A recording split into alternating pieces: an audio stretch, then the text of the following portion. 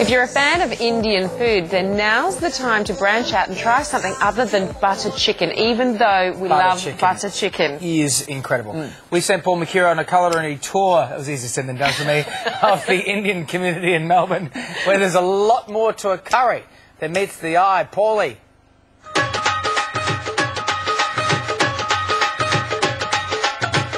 As soon as you set foot in the suburb of Dandenong, about 30 minutes out of Melbourne, you'd be forgiven for thinking you were in India.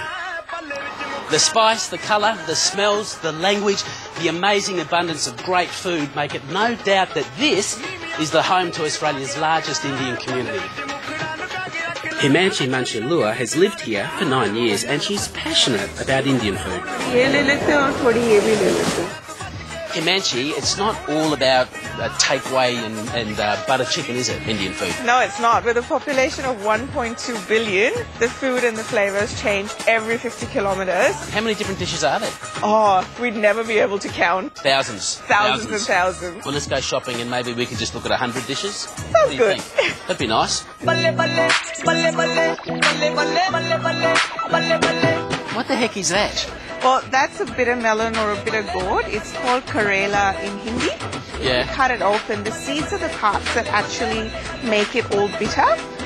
It's actually very good for bringing down your blood sugar level and also very good for diabetic patients. Look at that. Yeah. And so the seeds are the bitter part? That's the bitter Should part. I eat one? Is it too? No, maybe not.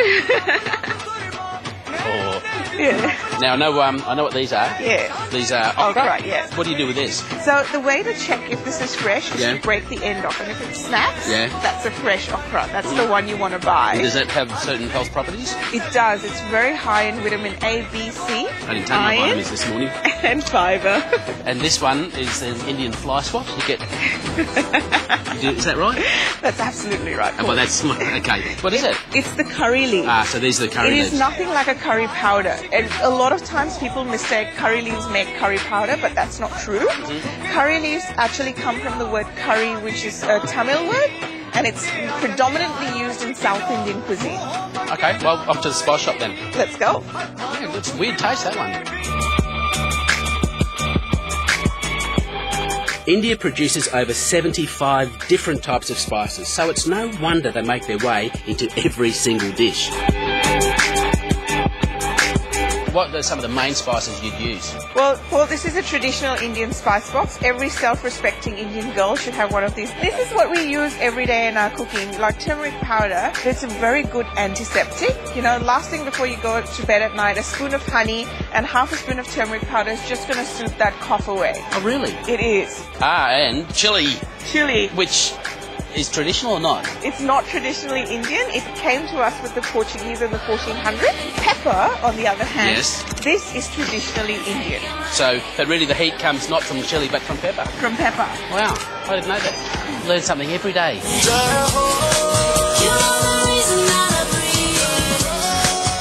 If you've got a sweet tooth, you're going to love Indian sweets. They're traditionally shared at festivals and family celebrations, but I say any day is good.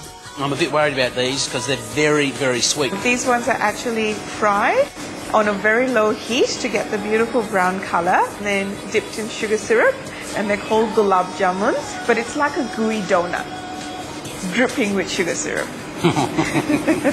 Oh, look at the sugar coming out when you just put your knife in it. You're right, it's like a really syrupy kind of donut. Yeah.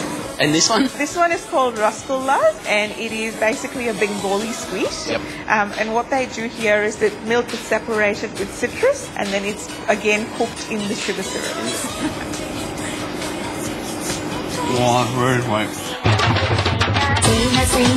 Now, we're all familiar with the rich North Indian food here in Oz, but I'm going to try a delicious dosa, which is a lighter South Indian dish. What's the process? So it's basically a very hot grill, and the process is that the batter is spread out like a thin pancake and just let it cook on the really hot grill so it becomes crispy, and you just fold it in as it's finished. Traditionally, you would eat it with the coconut chutney, and this is the slightly spicier one. This has got a tomato base to it. It's got some chili and curry leaves again in it with some mustard seeds. I'm going to get into the red chutney because I like that. And a little bit on like that. Take off the piece. Pick up and eat.